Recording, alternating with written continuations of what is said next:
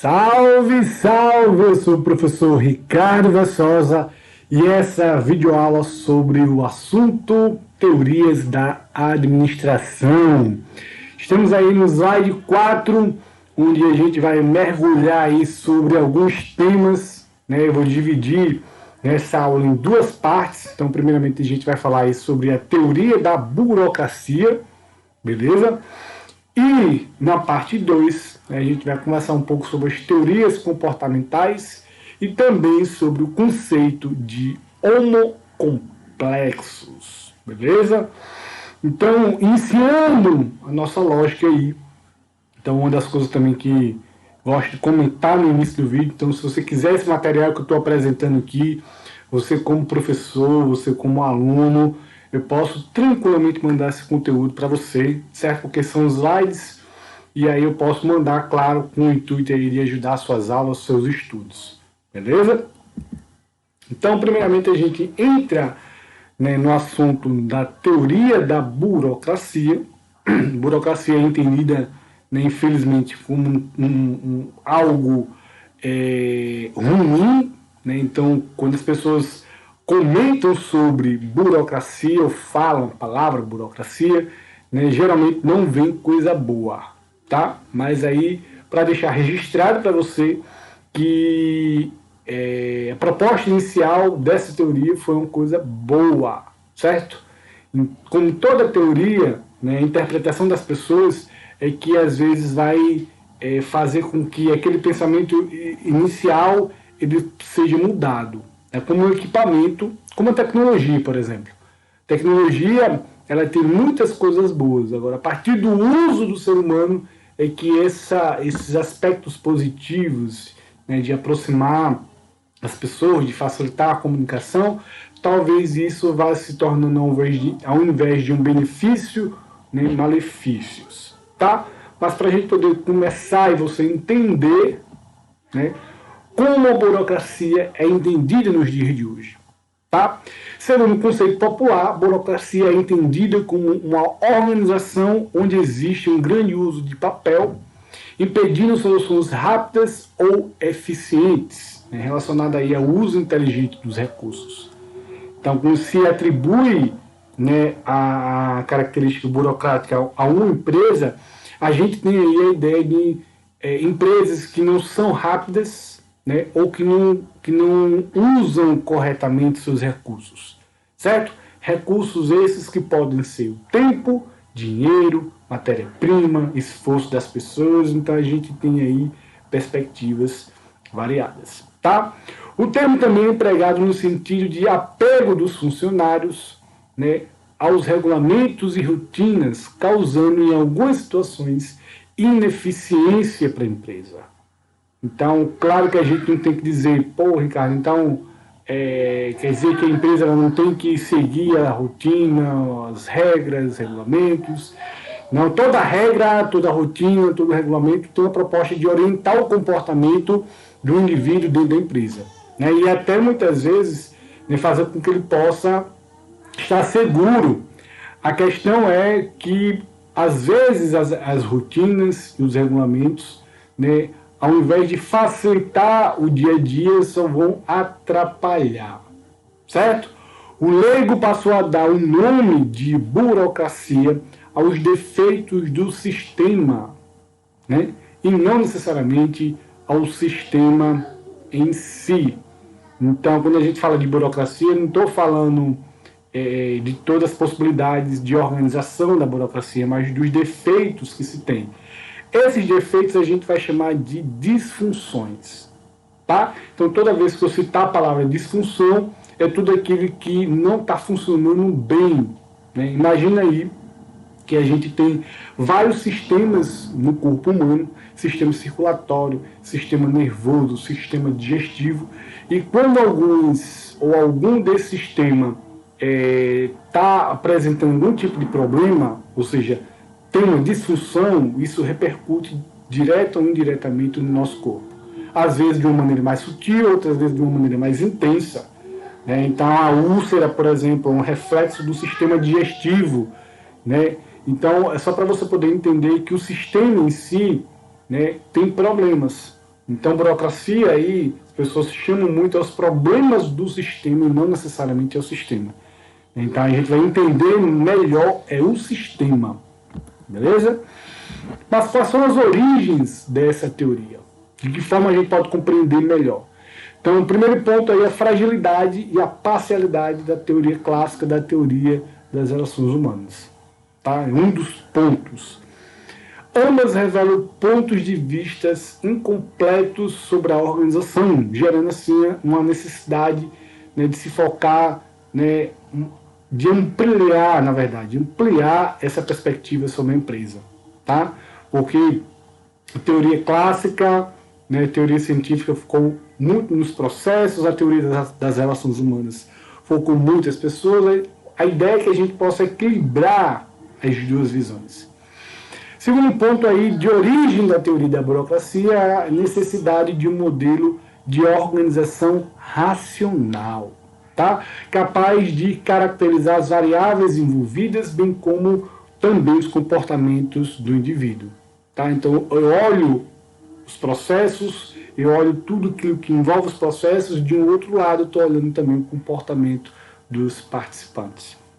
E a terceira característica para a gente poder entender melhor, né, a origem na teoria da burocracia está referente aí ao crescente tamanho e complexidade das empresas, que passaram a exigir modelos mais bem definidos, né, por exemplo, em relação a níveis de hierarquia, né, amplitude das tarefas.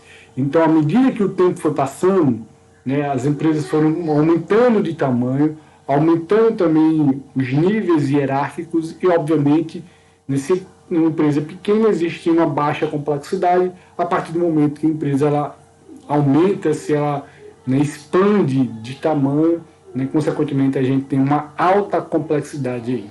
Várias pessoas, maior necessidade de observar os processos, né, questão de padronização, entre outros fatores. Beleza?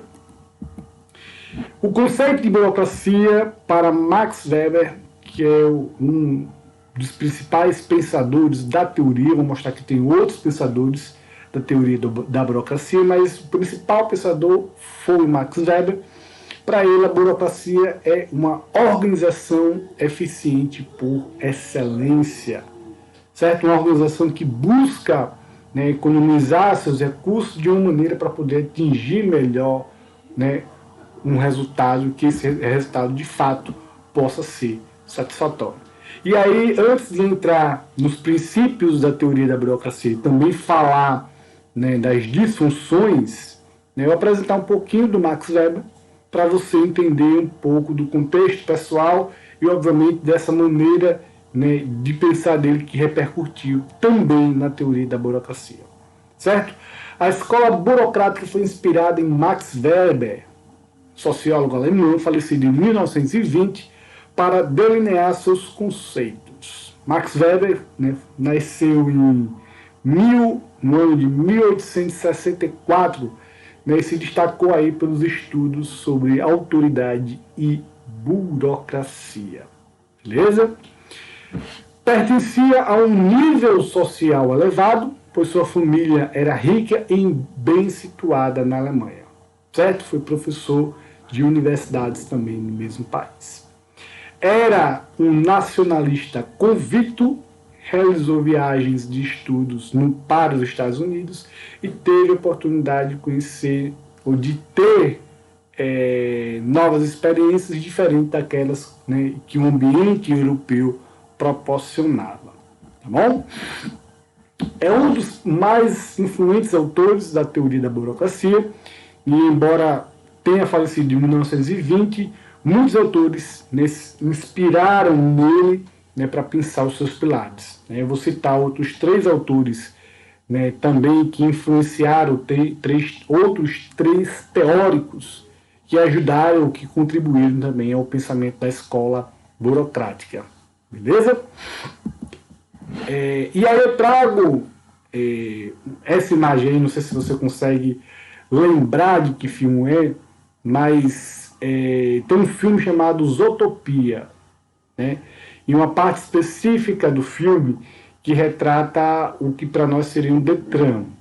né, o órgão de trânsito aí brasileiro, e aí no filme tem, ao invés de ser outro qualquer bicho, né, que o filme, né, é basicamente com os bichos, leão, preguiça, todo tipo de bicho, só que a gente sabe que tem alguns bichos que tem algumas características, né, o leão é feroz, deixa eu ver aí, o elefante é grandioso, girafa também, desajeitada.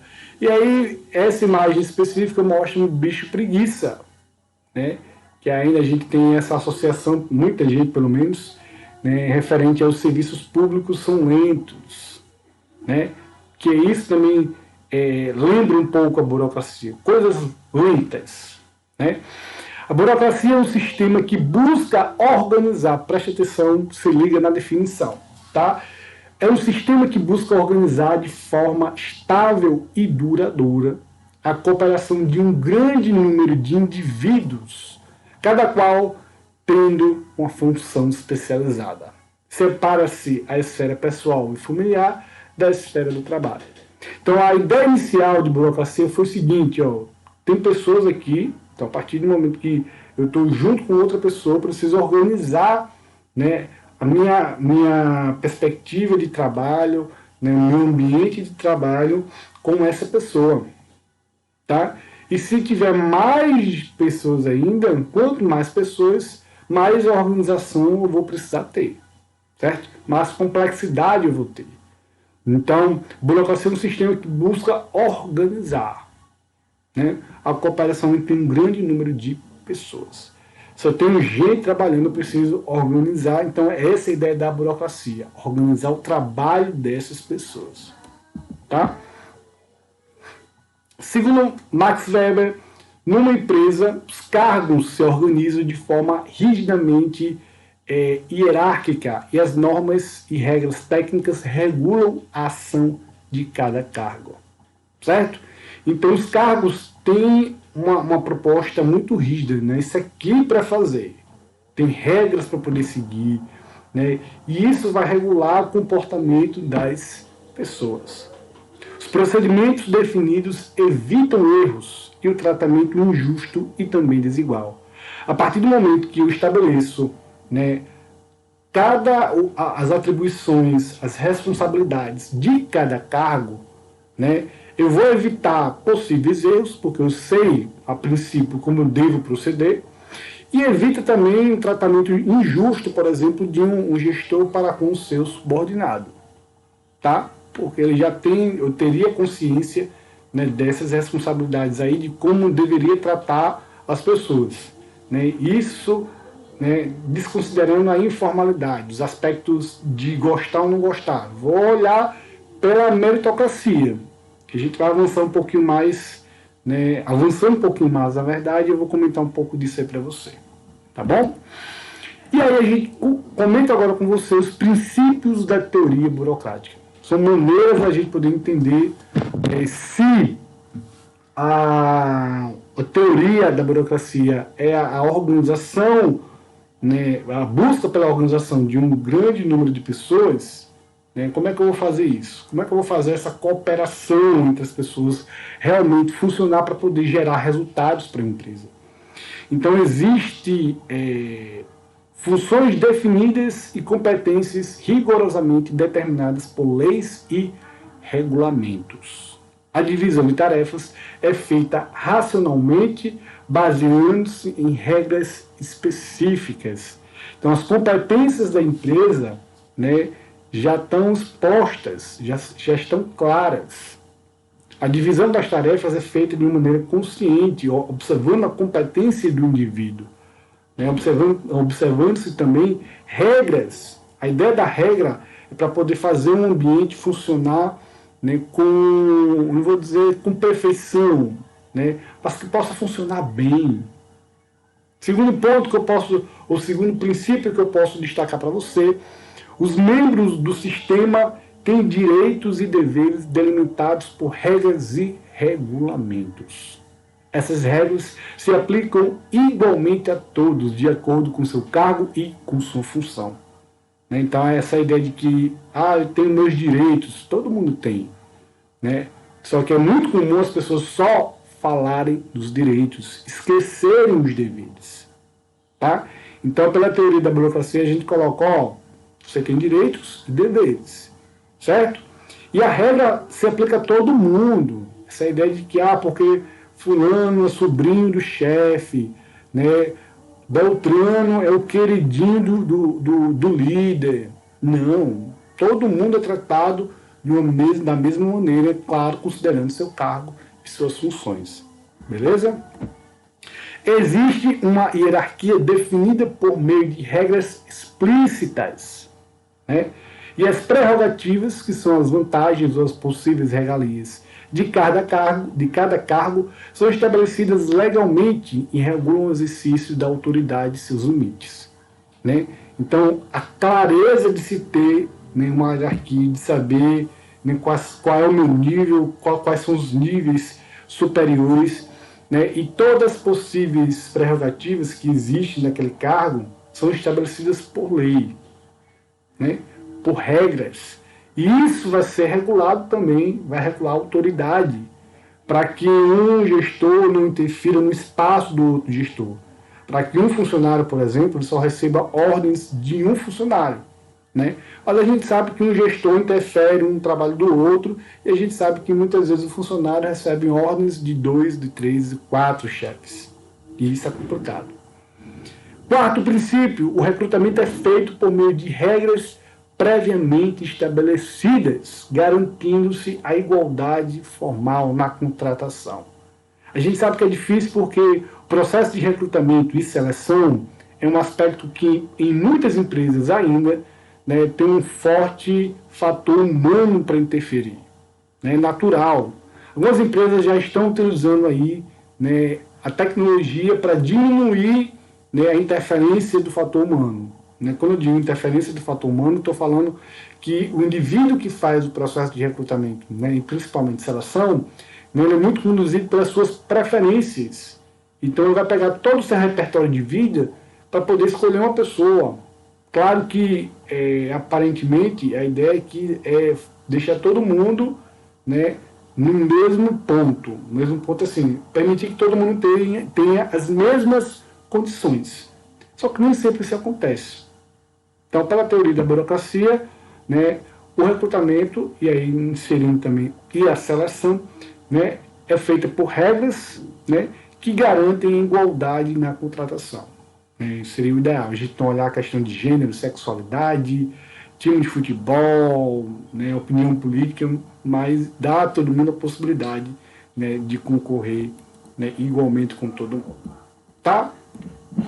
A remuneração deve ser igual para o exercício de cargos semelhantes. Então, nada de haver, porque acontece muito hoje ainda, um homem ganha mais que a mulher fazendo a mesma atividade, estando no mesmo cargo.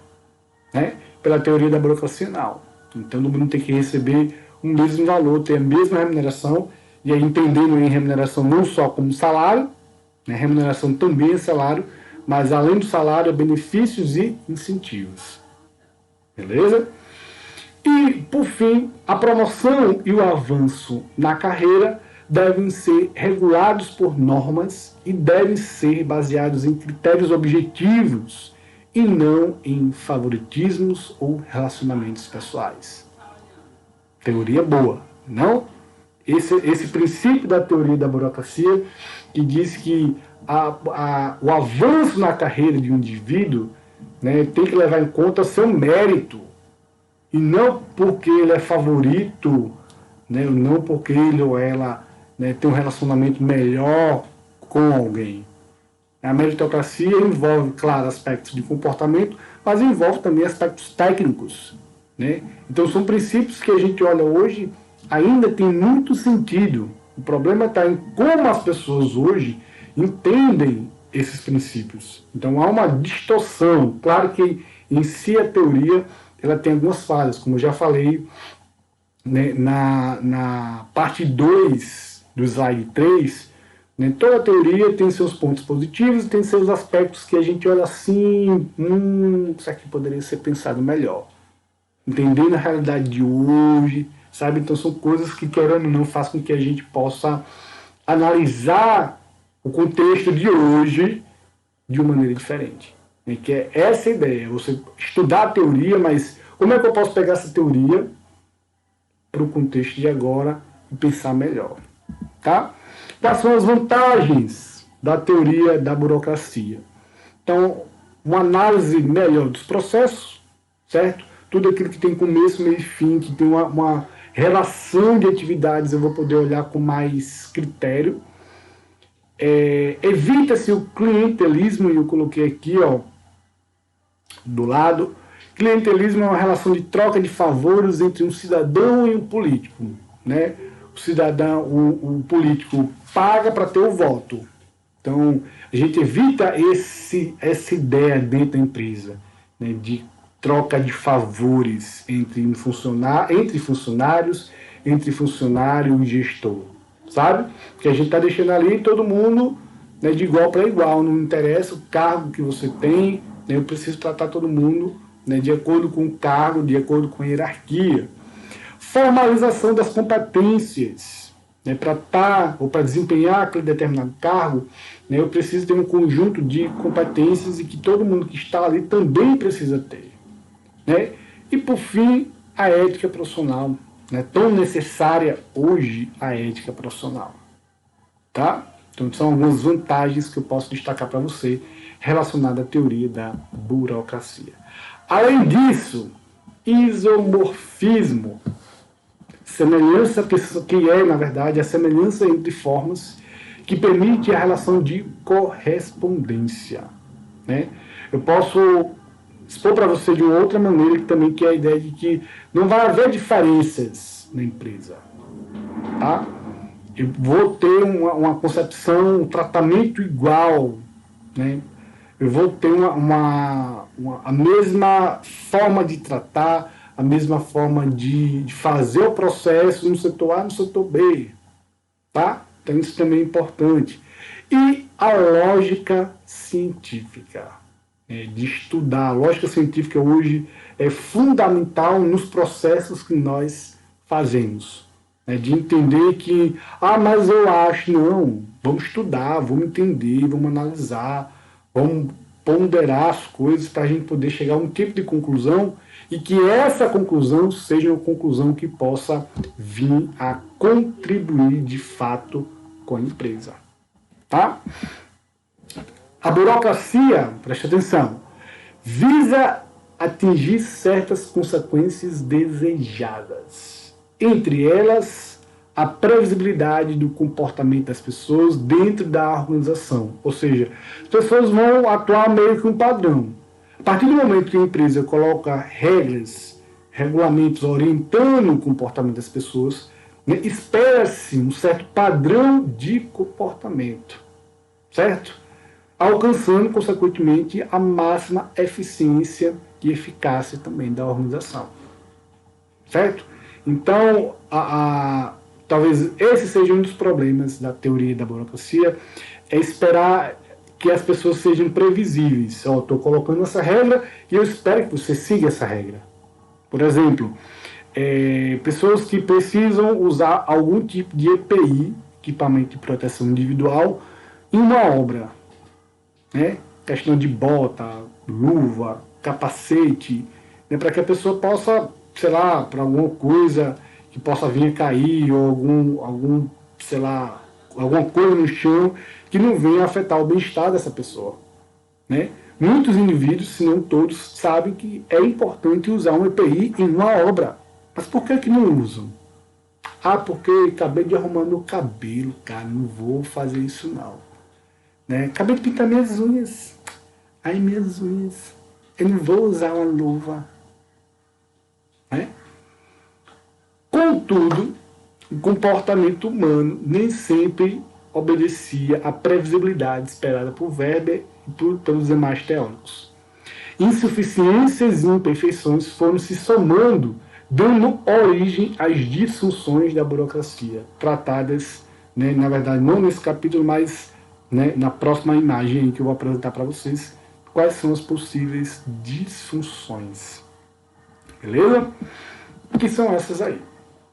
tá? Quais são as disfunções da burocracia. Internalização das regras e apego aos regulamentos, né? Regras, regulamentos não são problemas. É a forma como o indivíduo entende essas regras e esses regulamentos a ponto de fazer os processos de uma maneira mais ágil ou mais lenta. Excesso de formalismo e de papel na rotina. Para tudo precisa de um carimbo, para tudo precisa de uma assinatura.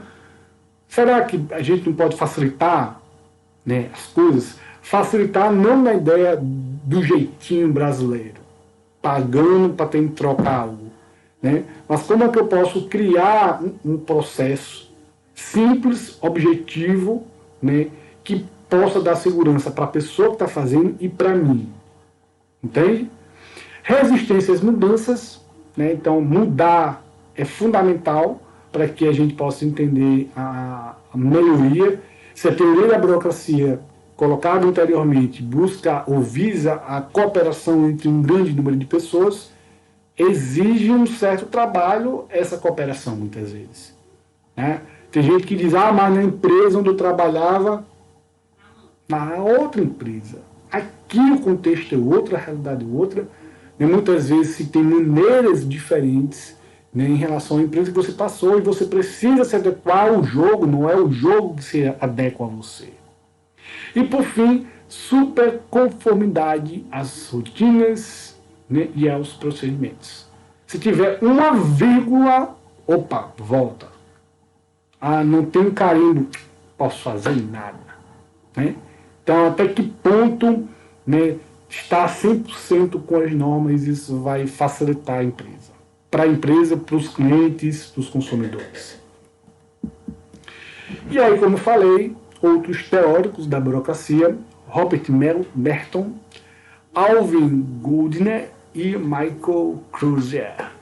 Beleza? Foram outros caras aí, tem mais gente, mas quis destacar também para você esses três, para você poder ter uma ideia. Tá bom? Obviamente as referências que eu utilizei, eu gosto sempre de deixar as referências, né? Antônio de Lima, Fernando Prestes e Isabela Gouveia e Hidalberto Tiabenato. E para a gente poder refletir nesse momento, né, se a gente está falando em teoria da burocracia, né, que faz com que a gente possa entender a organização entre as pessoas e, obviamente, o aspecto ético, eu deixo essa frase aí como uma forma da gente refletir um pouco melhor. É mais fácil achar que tudo é demônio, pois o demônio você expulsa e o caráter você precisa tratar. Então, as pessoas que dizem que não, o problema que tem é demônio, né, elas estão fugindo muito da realidade porque é caráter, né, é falta de ética, né, dá trabalho transformar comportamento, né, dá trabalho você mudar, né, o seu caráter. Acho mais fácil, não, isso aqui é um demônio, a gente vai lá e expulsa. Né? Tem uma crítica aí bem pesada também para os dias de hoje. Então, gratidão se você conseguiu me ouvir até agora. Eu sou Ricardo da Souza e até a segunda parte dessa aula. Beleza? Paz e bem e até a próxima oportunidade.